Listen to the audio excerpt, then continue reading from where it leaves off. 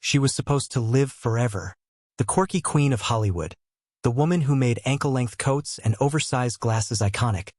The legend who adopted 2 kids later in life and swore she'd never leave them.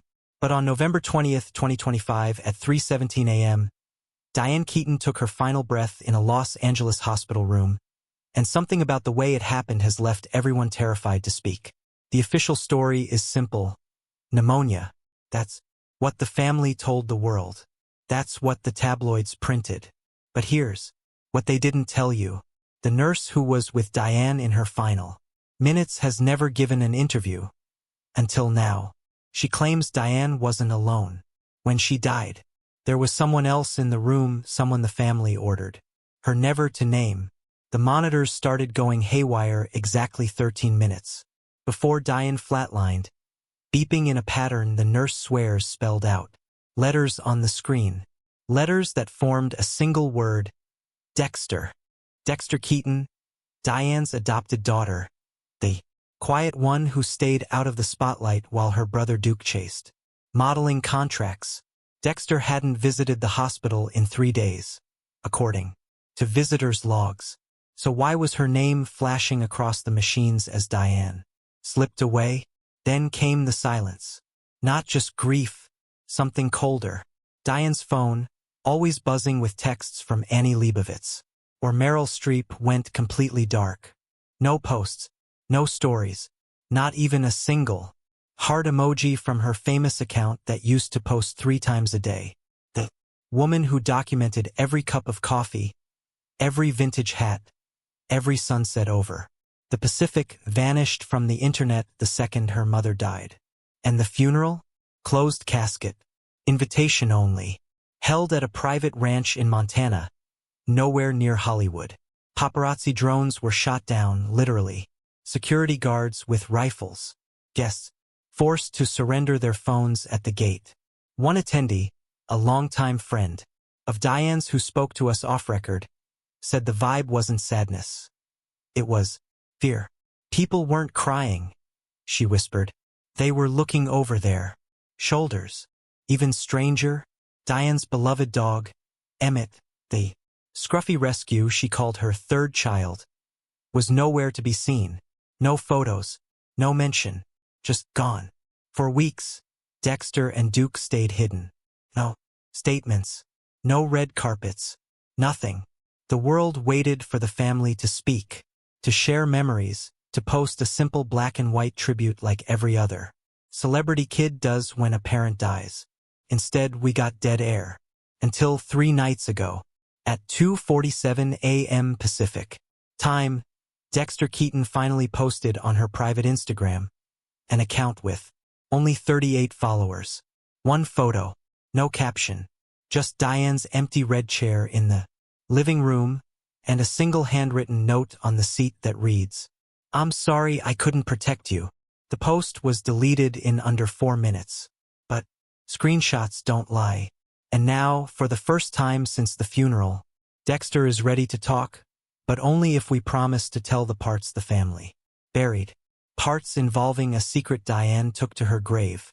Parts involving a fight so explosive it tore the adoption papers in half. Parts that make pneumonia look like the kindest lie anyone ever told. Buckle up, because what Dexter just revealed changes everything we thought we knew about the woman we called Annie Hall and the daughter she left behind. Everyone thinks they know the fairy tale. In 1996, at 50 years old, Diane Keaton decided she wanted to be a mom, adopted baby Dexter from a private agency, then Duke 5 years later, and gave them the most magical Hollywood childhood imaginable. Private jets to Paris, playdates with Gwyneth's kids, Diane teaching them how to salute the paparazzi with 2 fingers like she did. That's the version Diane sold the world in every interview. The version that made middle-aged women everywhere believe it's never too late. But Dexter is finally telling the truth nobody printed. She was never the miracle baby the tabloids called her. Dexter was a replacement. In 1995, Diane suffered a late miscarriage. Nobody knows about to this day. The father, a married A-list director who still works in town and who paid millions to keep his name off every document. Diane was shattered. Friends say she didn't leave her Spanish hacienda for 4 months. She burned the nursery she'd already decorated. Then, exactly 6 weeks later, she flew to a tiny Eastern European country with a duffel bag full of cash and came home with a 3-month-old girl the agency swore had no living relatives. Dexter grew up knowing she was the Band-Aid on a wound that never healed. Diane loved her. Yes, but it was a frantic, almost terrified love. Like if she blinked, the little girl might disappear the same way the first baby did. Diane kept Dexter off red carpets until she was 12. No school yearbook photos. No playdates unless Diane personally vetted the parents. The staff called it quirky. Dexter calls it prison. And then there were the nights Diane would drink too much red wine, put on the saddest Joni Mitchell record, and cry while holding Dexter so tight it hurt. "You're mine now," she'd whisper. "They can't take you back." Dexter was 6 the first time she heard it. She didn't understand until she was 16 and found the original adoption file hidden in Diane's Oscar closet. Inside, a single post-it note in Diane's handwriting that read, "If anyone ever comes looking, tell them she died at birth." Dexter says she confronted her mom that same night. Diane didn't deny it. She just stared at Dexter with hollow eyes and said, "Some ghosts are better left buried, baby." From that moment on, the perfect mother-daughter Instagram posts felt like a performance. Dexter started getting mysterious letters, always typed, never signed, slipped under the gate of the Bel Air house. Just one line, over and over. "She's not your mother. We know where you really came from." Diane installed more security cameras. She fired 3 nannies in a month for looking at Dexter funny. And then, in 2022, Dexter says Diane sat her down and made her sign an NDA so ironclad it would hold up against the FBI. The penalty for breaking it? $20 million and total disinheritance. Dexter signed it with shaking hands. Because page 7 of that NDA contained a single photograph. A woman who looked exactly like an older version of Dexter, standing outside a crumbling orphanage, holding a baby blanket with the same pattern as the one Dexter still sleeps. With Diane's last words on the subject, "If I die before this is settled, burn everything. Promise me." Dexter promised. But she never said she'd stay quiet forever. And now, with Diane gone, those typed letters have started arriving again, this time with Polaroids attached. Polaroids of Dexter as a toddler, in a country she's never been allowed to visit. Someone out there knows the secret Diane paid lifetimes to keep. 3 nights after the funeral, Dexter broke. She posted that photo of Diane's favorite chair with the words, "I'm sorry I couldn't protect you," scrawled on a torn piece of legal paper. For minutes later, it was gone. But the internet never forgets. Within an hour, the image was on every subreddit, every celebrity gossip forum, every private group chat in Hollywood. And that's when the floodgates opened. Dexter finally answered one of the hundreds of DMs sliding into her inbox. She agreed to talk, but only through encrypted messages at first. What she typed next made my blood run cold. She said the note in the chair wasn't written by her. It was written by Diane, 3 days before she went into the hospital. Diane handed it to Dexter with trembling fingers and said, "If anything happens to me, put this exactly where I showed you. Then get out of the house and don't come back until they find you." Dexter didn't burn them. She couldn't. Last week, shaking in yet another rented condo in the valley, she finally pressed play on the first tape. What spilled out of those 20-year-old cassettes is the real Diane Keaton. Raw, furious, terrified, and begging her unborn children for forgiveness she never believed she deserved. Tape number 3, recorded the night she brought baby Dexter home in 1996, is the one that will haunt you. Diane is drunk, sobbing, talking to the baby monitor like it's a confessional booth.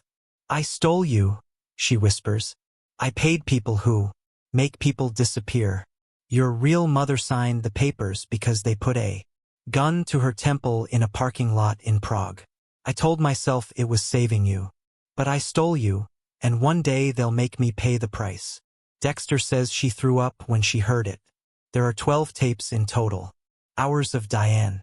Unraveling. She names the married director who got her pregnant in '95. Still alive, still winning awards, still untouchable. She admits she kept the miscarriage secret because, if the world knew I lost a biological child, they'd never let me adopt. She confesses she chose Dexter specifically because the little girl looked exactly like the daughter she'd lost. Same eyes, same birthmark on the left shoulder. Diane calls it fate. Dexter calls it replacement shopping. But the darkest revelation is on tape number 9. Dated 2019. Diane's voice is ice cold. No tears this time. She's reading from handwritten letters she received over the years. Letters she never showed anyone. The letters are from a woman who claims to be Dexter's biological aunt. The woman says the orphanage was a front. Dexter and her twin brother were born healthy to a teenage mother who was told both babies died hours after birth. The boy was sold to a family in Germany. The girl, Dexter, was sold to Diane Keaton for $800,000 cash and a promise of complete silence. The aunt writes, "When the money stops, the truth starts. We know where she is. We know what you did. One day we'll bring her home." Diane's response on the tape? She laughs, bitter and broken, then says, "If you come near my daughter, I will burn every penny I have dragging you through courts on every continent until there's nothing left of you but ashes. Try me." But here's what froze Dexter's blood. The final letter in the stack, postmarked 3 weeks before Diane died, wasn't a threat anymore. It was an invoice, handwritten on plain paper. Balance due for services rendered 1995. $5 million US. Payment or retrieval within 30 days. You choose. There was a photo paperclip to it. Dexter, asleep in her bed last month, taken from inside her own bedroom. Someone had been close enough to touch her. Dexter says that's when she understood. Diane didn't die of pneumonia. Diane paid with her life to buy Dexter 30 more days. The clock hit 0 yesterday. Dexter played the very last tape at 4:04 a.m. This morning. Diane recorded it 2 nights before she was hospitalized. She's wheezing, barely able to speak, but every word is deliberate. "Dex, if you're hearing this, I'm already gone. They gave me something in my tea. I can feel it shutting me down. There's an envelope in the lining of my red winter coat, the one from Annie Hall. Inside is the name of the man who arranged everything in '95. He's the only one who can call them off. Go to him. Offer him whatever he wants. Just live, baby. Live and forgive me." Dexter found the envelope an hour ago. 1 name. 1 address in Beverly Hills. 1 post-it in Diane's handwriting. "He likes them young. Be careful. She's getting in the car right now. We don't know if she's walking into a negotiation or a trap. But one thing is crystal clear. Diane Keaton didn't just die. She was silenced. And the people who silenced her are coming for what they believe is theirs." Dexter thought her mom was delirious from fever. She humored her, tucked the note in a drawer, and forgot about it until the morning Diane died. That's when Dexter says she found something else waiting on the kitchen island. Diane's beloved dog Emmett, dead in his bed, eyes wide open, no visible wounds. The vet who did the private necropsy, paid for in cash, results hand-delivered, told Dexter the dog had been poisoned with a rare plant toxin that stops the heart in under 30 seconds. A toxin that doesn't show up on standard tests unless you know exactly what to look for. And right beside Emmett's body, a second note in Diane's handwriting. "They're already inside." Dexter fled the house that same day. She's been moving from Airbnb to Airbnb ever since, paying cash using fake names. She says every place she stays, small things go missing. A hairbrush, a lipstick, one of Diane's scarves she kept in her suitcase. Someone is following her, watching her, letting her know they can get close anytime they want. But the real bombshell came 2 days ago. Dexter sent me a voice memo at 3:12 a.m., whispering so low I had to turn the volume all the way up. She says in the final week of her life, Diane wasn't just sick, she was terrified. She kept repeating the same phrase over and over. They found the first one. They'll find the second. Dexter thinks the first one was the baby Diane lost in 1995. And the second is her.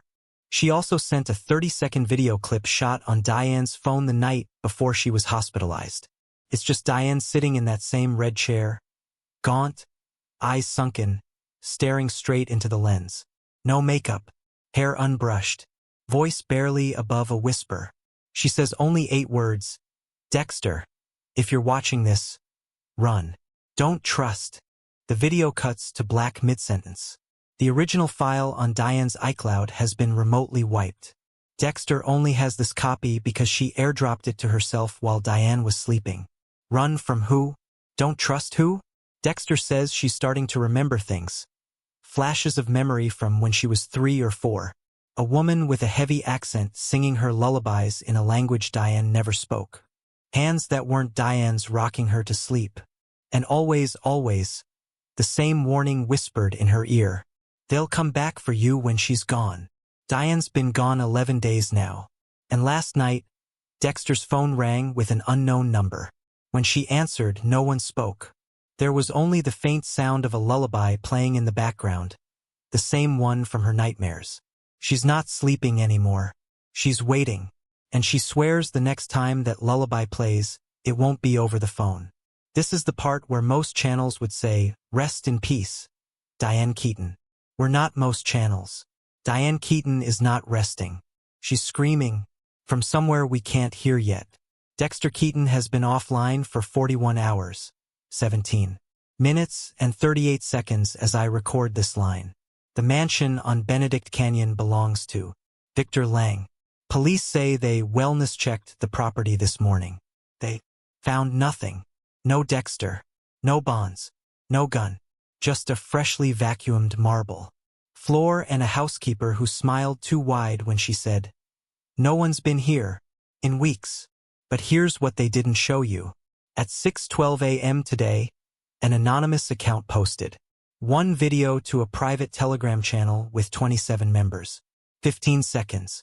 Night vision green. It shows Dexter barefoot wearing a white nightgown, walking down a long hallway lined with children's drawings. She's holding the hand of a woman whose face is blurred. The woman is singing that same lullaby in a language most of us don't recognize. At the end of the hallway is an open door. Inside, a nursery decorated exactly like the one Diane burned in 1995. Dexter stops in the doorway. She turns toward the camera like she knows it's there. And for 1 second, just one, her lips move. No sound. But I've watched it 400 times, frame by frame. She's saying 2 words. Thank you. Then the screen cuts to black and white text. Appears. Debt settled. 1 girl returned. 1 still missing. The channel deleted itself 30 seconds later. So no, Diane Keaton didn't die of pneumonia. She died settling a debt she took out 30 years ago, the day she decided love was worth any price. And Dexter? She just paid the final installment with herself. If you take one thing from this video, let it be this. Some doors, once you open them, can never be closed again. Some children were never meant to be saved. And some mothers will watch the world burn before they give back what they stole. Diane tried to burn it. It burned her instead. And now the fire's coming for the rest of us.